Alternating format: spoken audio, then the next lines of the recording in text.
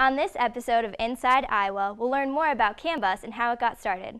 We'll hear the story behind the photos in the College of Public Health, learn more about the Touch the Earth Recreation and Education Center, and meet a third-generation law student.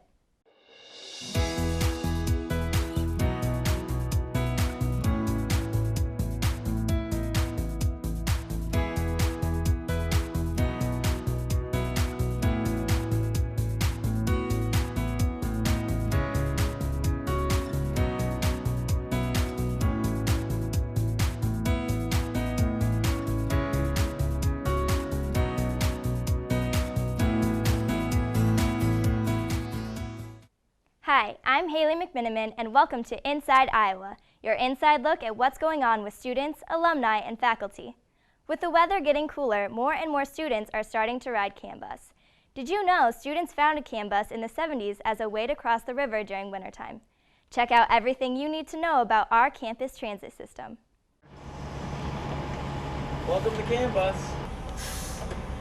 Cambus is the University of Iowa owned and operated public transit system, with the service area essentially of the university campus, with its mission is to serve the interests of the University of Iowa and provide service between university facilities, which includes residence halls, the University of Iowa hospitals, and as well as commuter parking lots. Cambus is a no-fare system, so when you go to ride the bus, no, it doesn't cost you anything at the time. It's open to the general public, so anybody can just get on a bus at any bus stop. The cost to students is through service fee, but there's not a fee to use the service. I've taken the city bus a couple times. You don't get change back. You have to put in $1. It's a little frustrating because it costs money. But I mean, you hop on a Cambus, you're good to go. It's part of your tuition, so I mean, might as well take advantage of it. Basically, anywhere you need to go on campus, you can take a free Cambus, and they'll get you there. It's very convenient, and they have very strict schedule, so I know when it will come and when it will leave. Our hours of operation, Monday through Friday, our first bus goes into service at 4:30 a.m. The last one comes off about just after 1 a.m. On Friday and Saturday nights during the fall and spring academic, we have what we call a safe ride service that actually runs till after 2 a.m. The origins of Cambus go back to about 1972, and it was really the brainchild primarily of students. It was mainly due to the Iowa River and cold winters. It was how to get across east to west side. A bus ride seemed a lot more comfortable than walking. I think it's easier to learn than most transit systems, and again, because we have a smaller service area. You don't have much risk. You don't have to pay a fare. You can just hop on the bus and go from there. I think we have a lot of people who learn the routes by trial and error.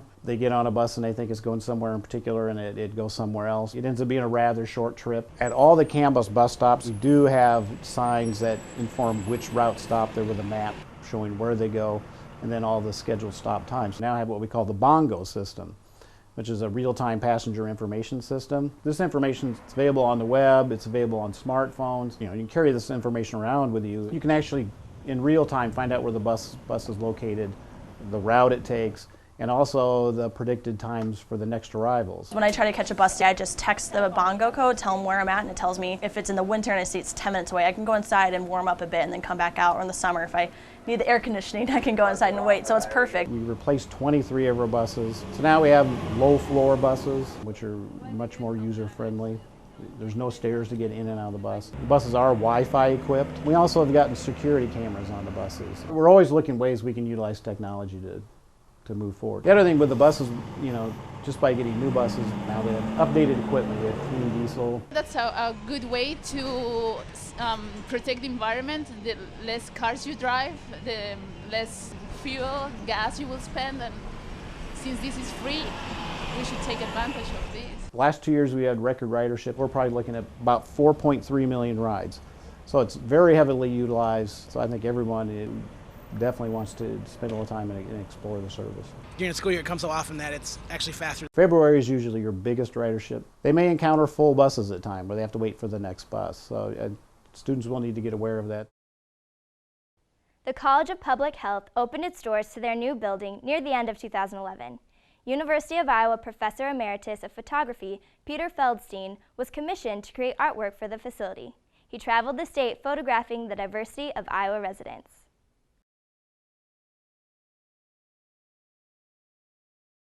My work's always been about community in a certain sense. For many years I would say, no, I'm not a photographer. I'm another kind of artist. And then I photographed everyone in my town, and I all of a sudden realized that that was photographic. I was a photographer. As it turns out, there was interest in my doing something for this building, the College of Public Health, because of the Oxford project, and the people on the committee liked the project, and so they asked me to write a proposal.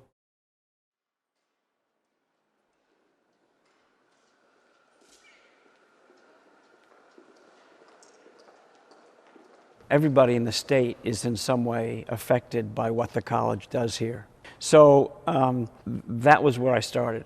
I wanted to have a representation in terms of occupation, gender, age, all of those issues. So my basic idea was that almost anybody could be in this project. And I photographed over 300 people, and by the time we were finished, selected down to 12. I basically thought of the Oxford project and this as a way of providing a stage for my subject, for the person, and let them act themselves out. I wanted to treat everybody in that project the same. I wanted to treat everybody nicely. So that's what I bring to the making of these photographs also, is just a trust and a spirit of kindness. The interesting thing to me is if you go up close and look at it, it's amazing how coarse it is, but then when you move away, what just blows me away is how much detail you can see. I love them. I love them. I love there's like something about a pearlescent quality or something. It's just the tone, not the texture, but the tone, soft. I love this building. I love this building. I wish I could have taught in a building like this. But it is industrial, and it's cool. I wouldn't say cold, but it's cool and precise and calculated. I mean, it's beautifully calculated, I think. I knew that the softness of these images and the tone of them, if we could get the right tone that I was hoping for, would warm the building up, in a sense, give it a humanity. There we go. Just because the weather outside is getting colder, that shouldn't stop you from heading over to Touch the Earth Recreation and Education Center, where you can rent a canoe or kayak, bikes, tents, anything you need for an outdoor adventure. It's open for anyone, not just students, so stop by, grab some gear, and head outdoors. Dave Patton. I run the Outdoor Recreation and Education program here on campus. It's part of Recreational Services. The program is known as Touch the Earth. And yeah, we run the climbing wall, the outdoor rental center here, and the adventure trips program.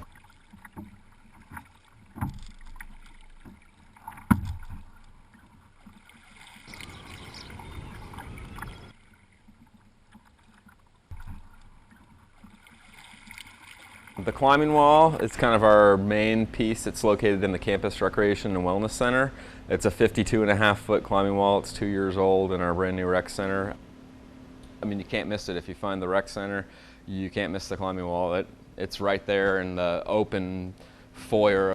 There's a staff of about 20 that helps teach lessons and supervise the wall, ensuring safety and learning and all that fun stuff. Climbing wall is great, a lot of exposure because everybody comes through there. It kind of helps to highlight some of our other program areas, such as the Outdoor Rental Center. Here where we rent out canoes, kayaks, sleeping bags, tents, backpacks, stoves, bicycles, tandem bikes, mountain bikes, kind of everything for outdoor recreation that we do here as a program. The Outdoor Rental Center is actually open to anybody. It's open to the public as well as students and faculty and staff. You can reserve gear ahead of time by paying for it and reserving it, or you can just come in and check it out. A typical rental for most people is a weekend. So weekend rentals are Friday afternoon when we're open between 4 and 7, and then you can take the gear all the way till Monday afternoon, 4 to 7. So you can really plan a weekend adventure. Come get a canoe on Friday, leave and go drive up to the river and do all that packing and prepping and get it done and get out of town, and then be able to come back and clean things up and not be rushed on Sunday night.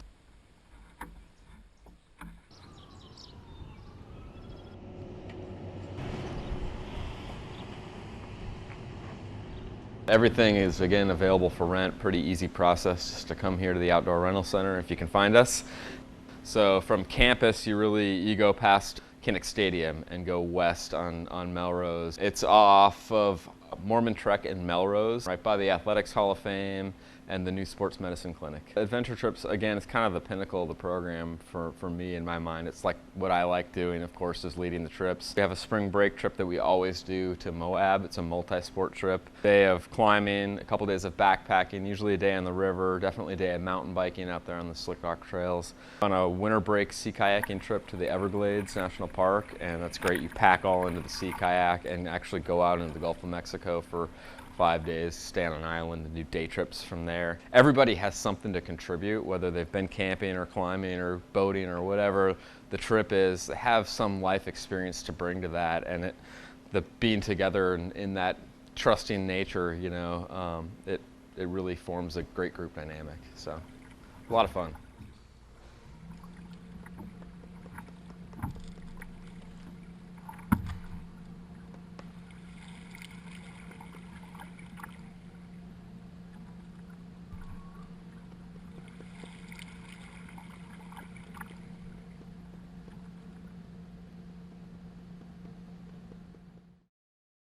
Up next, meet Chris Beckman. He's a third-generation law student. He didn't intend to become a lawyer, but he found his calling at the University of Iowa.